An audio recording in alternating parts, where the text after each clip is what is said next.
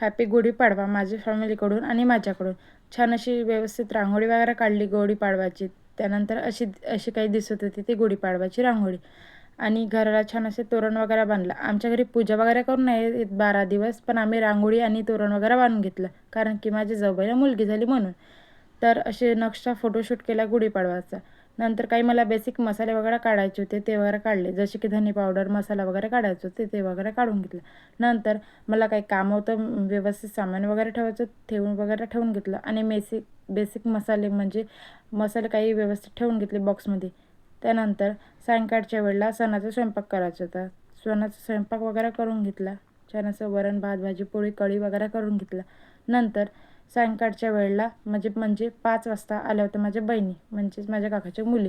तर त्यांच्यासोबत अशा गप्पा गोष्टी करत आम्ही बसलो होतो. नंतर चाय वगैरे घेतला आणि काही टाईम स्पेंड केला. नंतर पियुषचा बर्थडे होता, तिथे गेलो.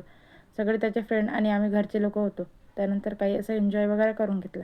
नंतर घरी वगैरे आली, जेवण वगैरे करून घेतलं. सायंकाळच्या वेळेला तारक मेहता वगैरे बघितला. असा होता माझा आजचा दिवस.